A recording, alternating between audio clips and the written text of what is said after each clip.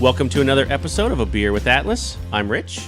I'm Brian. And that was a low on Brian. I'm sorry, I'm getting a cold. Oh. Yeah. That's not good. So we are back in Colorado this week. Little tiny brewery that Aaron Daly told me about. I shared with him that I was going to stop at WeldWorks, which was just last week, not too long ago. We did the Juicy Bits and extra Juicy Bits. And I told him I was going to stop at WeldWorks and pick up some Juicy Bits, and he said, okay, if you're going to go there, you can walk to this other brewery called Wiley Roots. And so I thought, okay, I didn't walk there, I drove there. Yeah. But I am so glad I did. They have some super interesting beers, and we saved this one back just special for this. Wiley Roots Breakfast Strudels, more than one, I guess. Oh, yeah. Morning coffee cake. Wheat wine style ale with coffee and walnuts. Yeah, that sounds pretty wacky doodle. This sounds like the weirdest thing we've done yet. Maybe. We'll find out. Well, we'll see. We'll see. Well, you don't look at him judging me.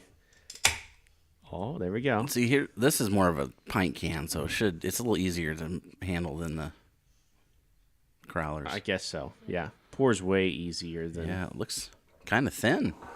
Yeah, don't spill it. Yeah, no kidding. Thanks Do for not the spill. peanut gallery judging my pouring skills based on. Well, that's a lot better than the other time. Episode.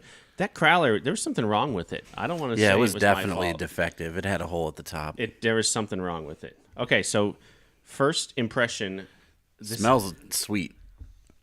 Yes, it does. It has the walnut color to it. It does. It looks like a brown ale, I Mm-hmm. would say. It's bubbly, almost like like a brewed IPA bubbles to me. It looks like in there. So, oh my goodness. So, breakfast strudel. Yep. The first taste you get tastes like breakfast strudel. Yeah. Oh man, the walnuts really come through. Really come through. I don't remember eating a bunch of walnuts in my toaster strudels, but it tastes like coffee cake. Yeah, That's the best way I can put it. Oh yeah, that's good. Just hanging it around. It really is. These guys are Mad scientists. super interesting. Go watch the video on their. They've got a couple different videos on their website. Not a ton of information about them. I couldn't find a whole lot, but just in general, this is one of those guys that wanted to do something different. So it's a singular person that owns this place? A guy and his wife. Okay. And do you know how the name came around? yes, so his name he's a ginger. Okay. Has red hair, red beard. His nickname was Wiley Coyote. So he was this. And the roots part came from they were both living in Denver, or suburb of Denver, and both had some roots back to that area, Greeley, Colorado area place. Okay. Which Greeley's not that far from Denver, honestly. I mean, it's give it 10 years, it'll be a suburb. Oh, okay. It's one of those things, it's super close, and so the roots part is coming back to Greeley, coming back home. So Wiley Roots.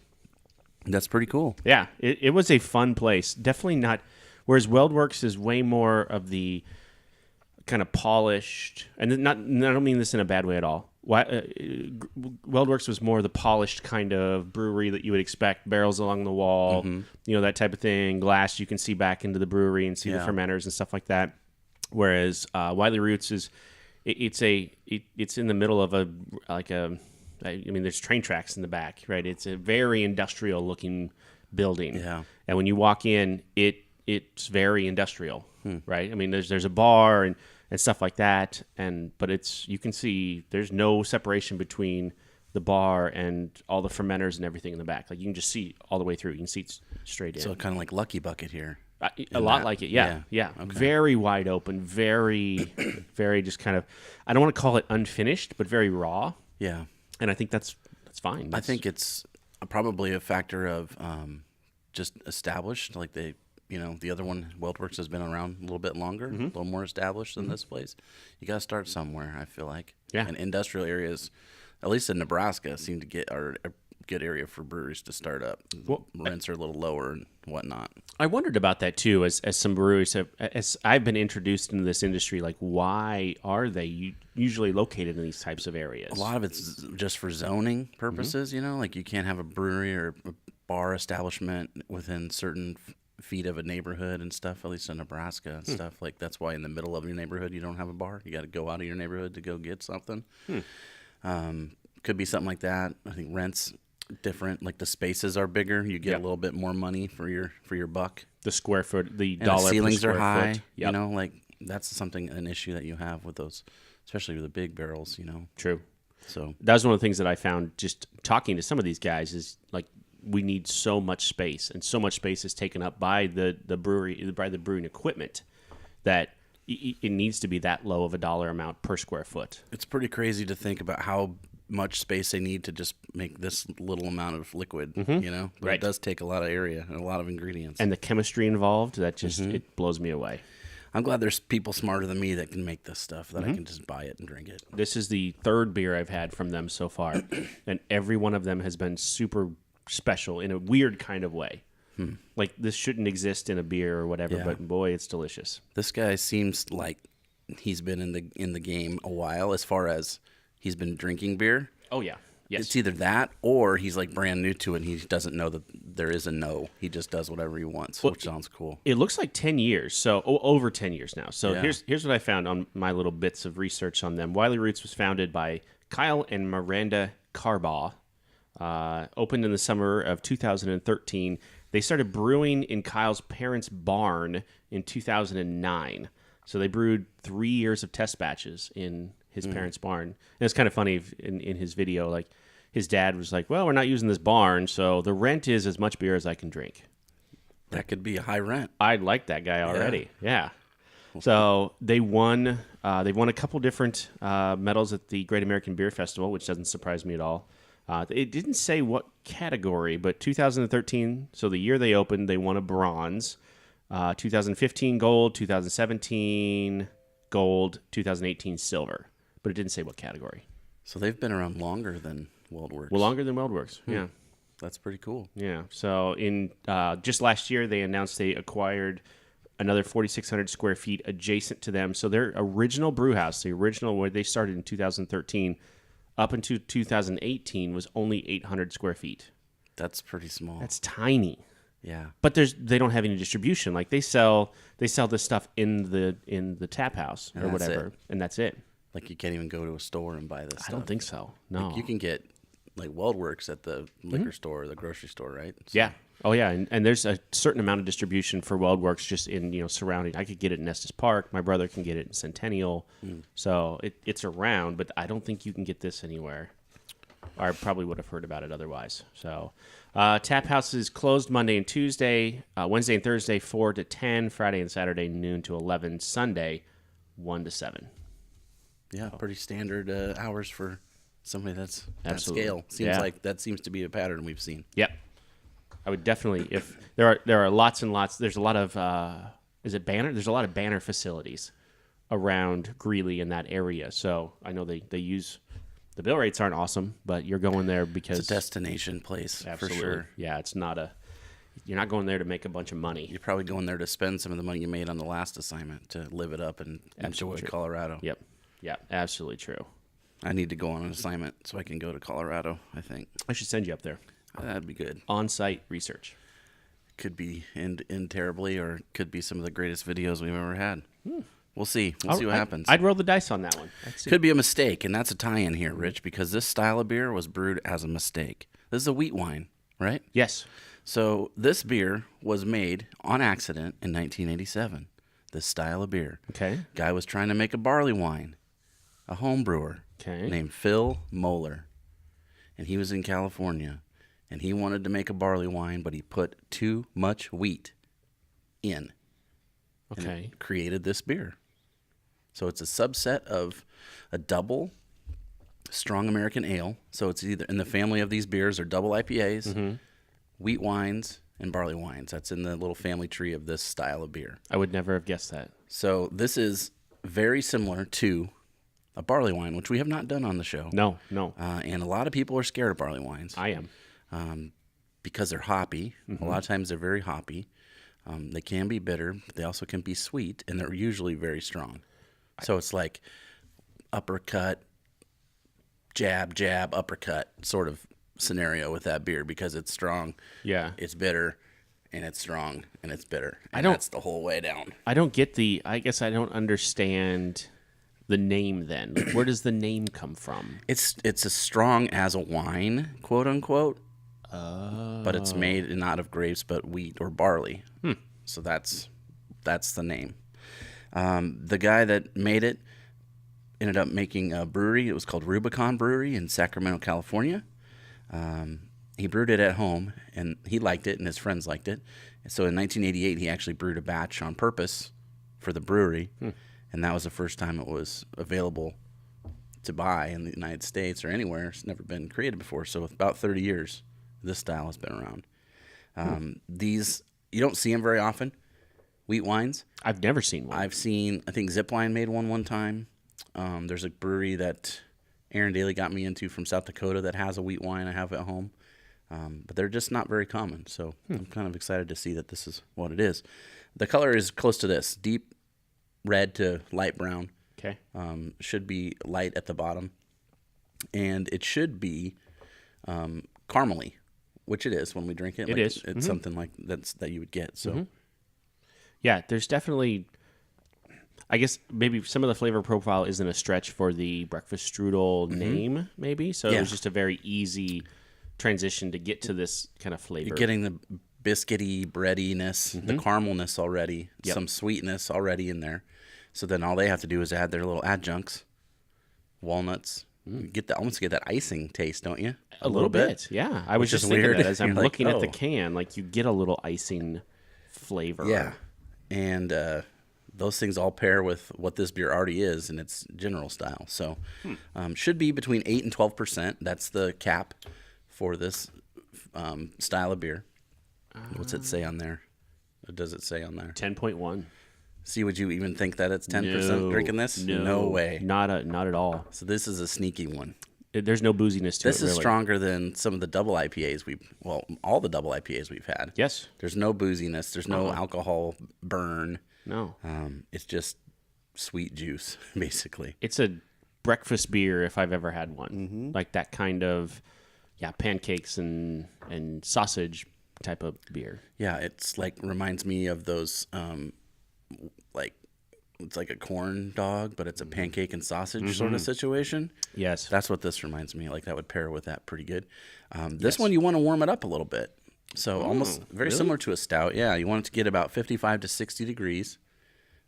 So as this podcast goes on, we'll drink it and we will definitely tell some differences for sure. Yeah. Interesting. The other thing about this kind of beer is it can last a long time. So you can cellar these. As long as you keep them, moderate temperatures, they'll last years and years and years. This one probably not so much because it has those other flavors added into it. Right. And it's in a can, so that's not great. But in general, if it's bottled, you can keep them for years. Will the flavor change? Yeah, it will change a little bit. If they do have any alcohol burn, that will kind of fade out. It'll be more caramely and maybe a little bit more sweet. Okay. But as far as like the color and everything like that, that should still remain. There's a brewery that used to be in Lincoln called Plowshare, and they made an amazing barley wine. And on the label it says "Enjoy by 2026." So I bought one and I saved it, and I'm going to drink it in 2026. Sweet. So that's something that you can kind of do with these wheat wines too, if you can find one.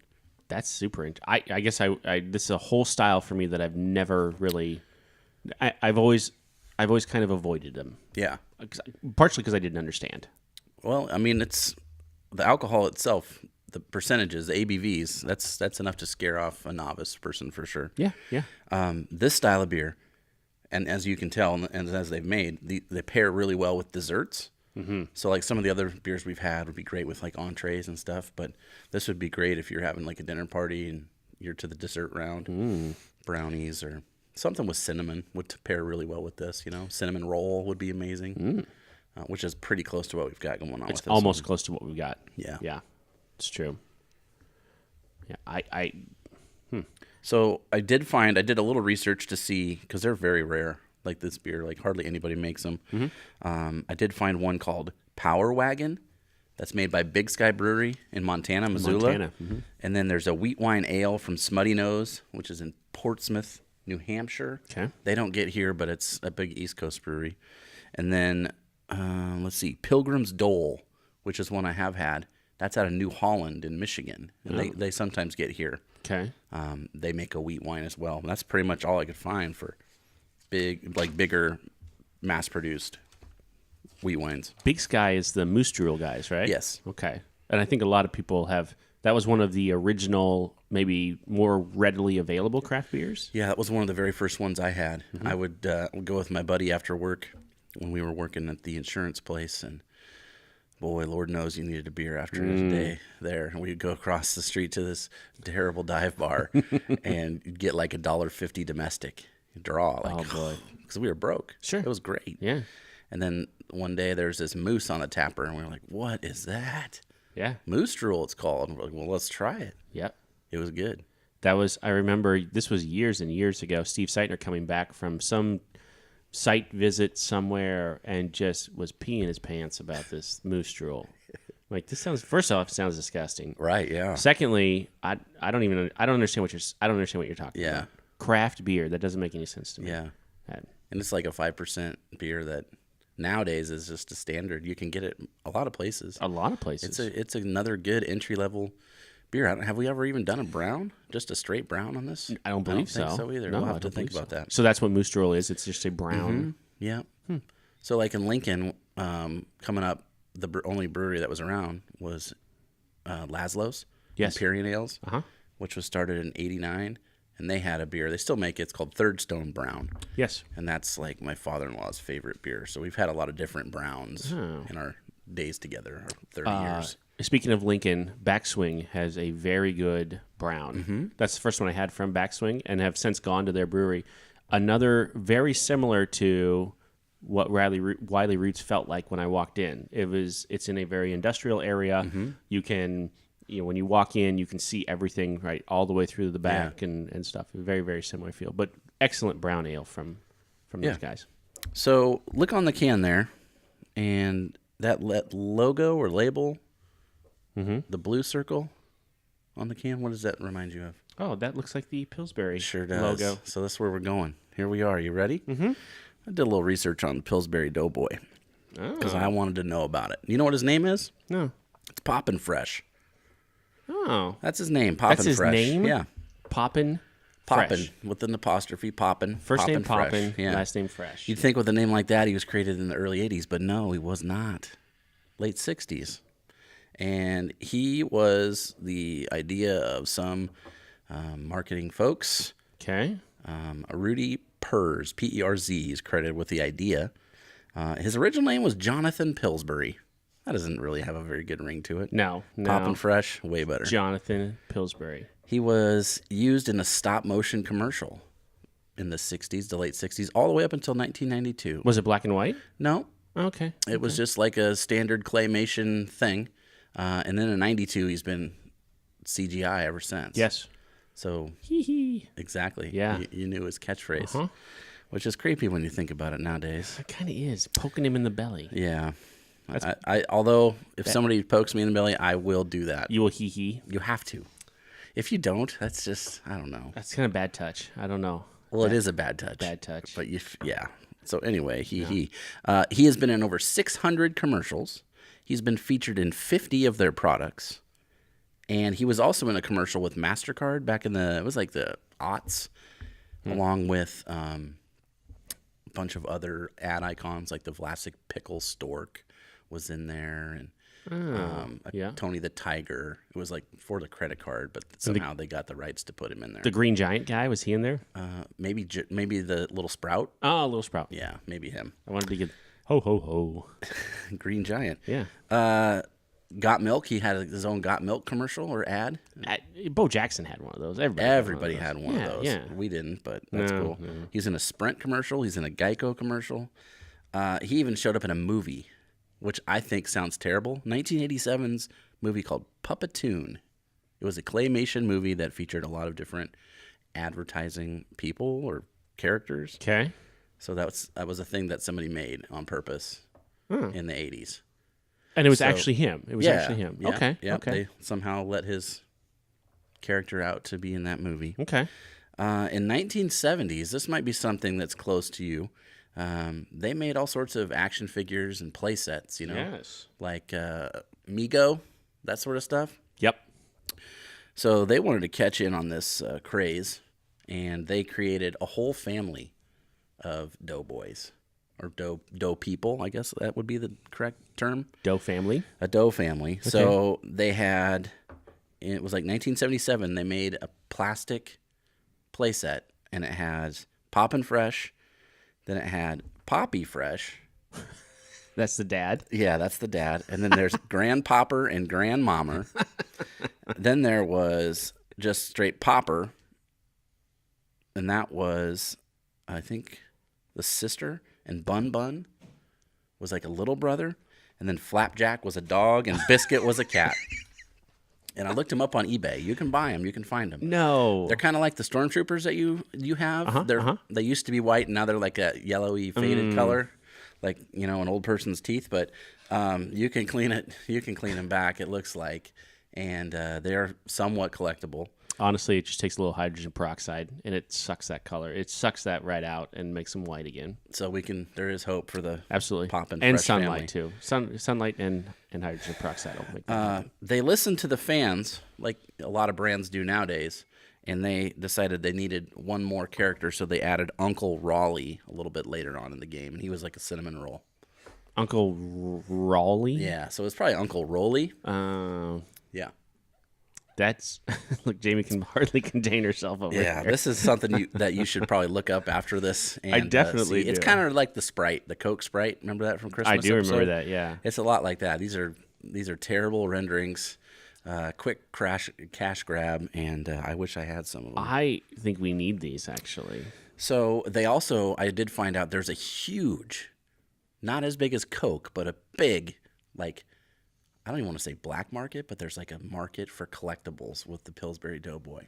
Really? So they made everything. There's like stuff for like cookie jars. There's like spoon sets. There's plates. There's glassware. There's bedding. There's shirts. There's clothes. There's ties. There's things for your car. Things for your house. All of it with the Doughboy, from like the late '60s all the way up into today. I wish there was a There's camera. conventions. I wish there was there's conventions? There's like a Doughboy convention where you can go and like meet the other collectors and buy and trade stuff. They have like seasonal things. They have like Halloween decorations and Christmas decorations, and they all feature the Doughboy or some of the family members. You're lying. I am totally not. I am totally not. I wish I was. I wish there was a camera on just so you could see the there's a disbelief on my face that this is a thing. It is a thing. And I don't know if it's like, hey, we don't have the Coca-Cola money. We can't get into that game. Right. But we have Pillsbury Doughboy money. Let's get into that game. That might be what it is. So that's I just. Are you trying to get on eBay right now? Is that what's I happening? thought about it. Yeah, I thought about it. No, it's a very long story that is that's uninteresting to the listeners here. But okay. Mr. Steve Ryan I'll tell you after we're off good. the air. So he's causing issues. How's that? He causes me problems. That's okay. Sometimes he has solutions. There's a website that I found. It was like a WordPress homemade blog website. Yeah. It looked like it was made in the early 2000s. They don't upkeep it anymore, but it was had a huge listing of links where you could go and see the things that were for sale.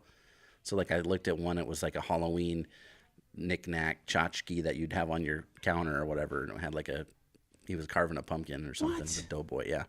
So that's pretty awesome. They also have a Funko Pop of him right now, an ad icon, and I saw it listed for like almost $500. Oh my goodness! And that's just like from last year. Don't even get me started on these Funko Pops. These are, and I found a couple for you along the way or whatever. I know you've got. And I have a handful of them too. There's one right there. There is one. From an Atlas video. What's a video game? Portal 2, it says on the top. Yeah, but the little robot's name is Atlas, and so that's why he's up there. Here's my thing, and I won't talk anymore about this after that. Funko Pops are the Beanie Babies of this generation. Could be. Yeah. But guess what? Some Beanie Babies are still worth a lot of money. I don't know about that. I think they are. Are they? Look at the other two are nodding here. Oh, here we go. Here we go. Mic's on. Yeah. So the bears are especially collectible, especially the Princess Diana one. Yes. I knew it. Yes, but only if it was from the original time that they produce them, 97. You have to look at your tag. Those can be worth a couple $1,000s. There you go. I See? have one of those that I found in Colorado in a thrift store Oh, that I bought for $2. interesting. That's a good deal. You got the little tie tag on there now, the little plastic tag to go along on the ear tag or whatever. I'm not letting go of that thing for a long time. No, I wouldn't either. I would cash in on that like That's this. if I could find an Uncle Rolly, that would be like that. Hope I Rolly. can score one of those. Yeah, so that's what I know about the Doughboy. Every time 50-year you history. come up with some crazy stories. This You might know. have been, I guess in as many of the crazy stories as you've come up with, I guess this isn't the most unbelievable one. The Coke Sprite one was super weird and creepy. Yeah, creepy. Yeah. I got to go look up these Doughboy characters. Yeah, we'll check it out after this. All right. 2010, Pillsbury sent a cease and desist order to mom and pop shop called My Dough Girl LLC. She was a cookie maker in Salt Lake City, Bullies. and they said, "Nah, you can't do that. Don't do nah, that. bruh." No. And so I just read last week about this. Yes. They sent one to Wiley Roots. Yeah. Not Pillsbury, but I think somebody else. Who was it? Sonic. Sonic. So Because- they make those slush like sour beers. It Yes. looks just like the Sonic emblem. Yeah. They're pretty they're pretty liberal about their I would say that's their MO on almost all their labels. It Yeah. looks like have you seen like the Fruity Pebbles one before? Yes. Yeah. Like it's legit. Looks like right off the box. So it turns out when I was there, this is fun now that it's been probably a month since I've been there. When I went in, it was towards the end of the night. I just had talked Jenny into like, let me just stop here, buy a couple 4-packs to go or whatever, because Aaron told me I had to, and then we'll go back to the hotel because we were driving through and or whatever. And I'm fairly sure the guy that helped me, their bartender, was Kyle. Was the guy. Like I remember beard, thinking like this is like stereotypical like brewer guy, Yeah. right? And Yeah. so he was telling me I bought the one IPA that we still have a couple of called Chuggington, and I remember laughing about it because it Has that Walt Disney like script font? Yeah. yes, Yeah. and it's the train Chuggington that is the kind of poor man's Thomas the Tank Engine. Yeah. Right. I mean, you have kids, Thomas. I do know about Thomas. So Chuggington is kind of the poor man's Thomas, and Is that really a thing? it is really a thing. Yeah. And I don't think poor man that's probably a bad Term. term for it. About alternate. Alternate, yes, not nearly as expensive, kind of Thomas, right? Cost effective. Sure. And so I was laughing about it or whatever, and he's like, "Yeah, this is the second iteration of this beer. The first one was called Thomas the Dank Engine." That's good. I like that. That's really good because that's a style of IPA.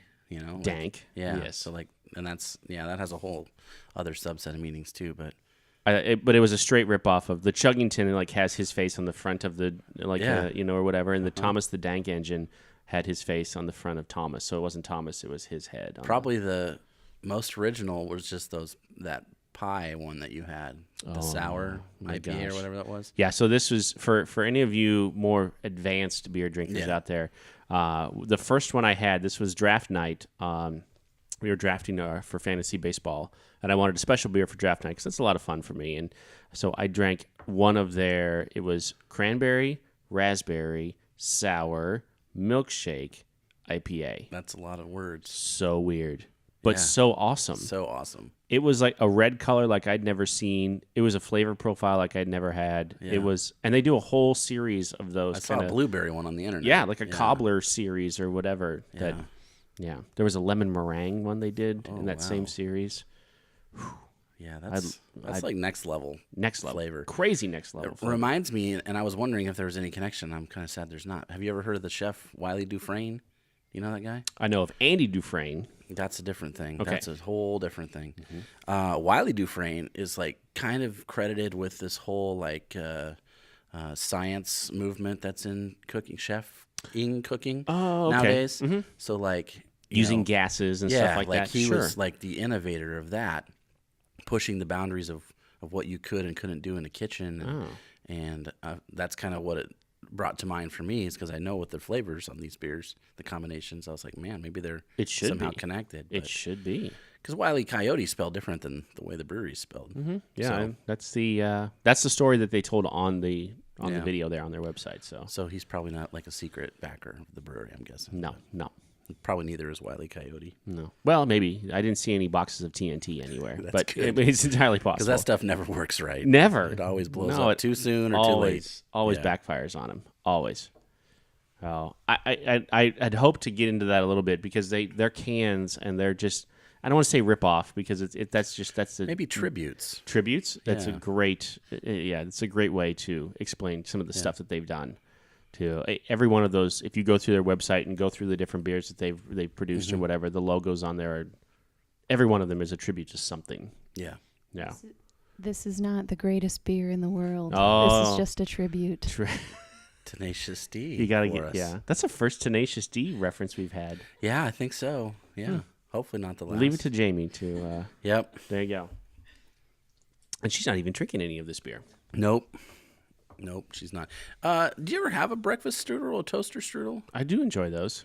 You know, I always thought they were like rich kids' Pop-Tarts. You know, like I never had them as a kid growing up. It wasn't until I was almost an adult that I have some. And boy, oh boy, were they good. Oh, with the little frosting packet? Yes, yeah. Like maybe you put it on the strudel. Maybe you just like shotgunned it. I don't Maybe, know. yes. I did both of those things. I subscribe to the Doug Heffernan use 2 packets on one. Happy now, sad later. Oh, now is yeah. You worry about future you later. Now, yeah, I right? don't care about future me. I right, want 2 right now. packets. Me wants all that sugar. Yes. Yeah, and then you roll it up like a little tube of toothpaste and get every Oh, last you have little to bit get it out of all there. out of there. Yeah. You can't leave anyone behind. Absolutely. I'm glad we had a similar experience. They were like kind of mind blowing when they came out. You know, Oh, it was huge. It You're was like, like wait, that's what? like next level Pop-Tart. I have to warm this up. Yes. Are you kidding? Yeah. Oh, and now they have the breakfast ones that have like the sausage and egg and stuff like that in them. Oh, really? That's like super rich kid. That's like Richie Rich level, Yeah. right? Not the Macaulay Culkin movie. No. Like the really good one with Dollar the dog and stuff. Wow. Remember when Dollar would get hit so hard, all of his little dollar signs would fall off? You of should him? not hit a dog. No, I wasn't suggesting that at all. Was that in the comics they did? Yeah. That's old school like comics. he would fall off of something or whatever, and all the dollar signs would fall off of him, and then they would magically reappear on him somehow. Okay. I don't. Wow. Richie Rich for us. Did anybody ever call you Richie Rich growing up? So many I times. figured. So many times. So let's go to the Untapped and see what does old Untapped I'm say? scared about this one because I got a feeling there's going to be not very many rankings, which can really skew it. I think in their limited release, you're Mm-hmm. probably right. All right, I'm gonna get this right. So So the walnut comes out way more now, I think. as it gets warmer, sweetness that's is a little bit 100% gone. true. So Wiley Roots, Before you even type it in, I'm just going to say it's a 4.22.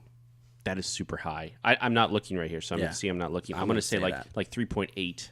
Okay. Probably ish somewhere. Wiley Roots breakfast strudel morning coffee cake here. Whoa, right in the middle there, right between us.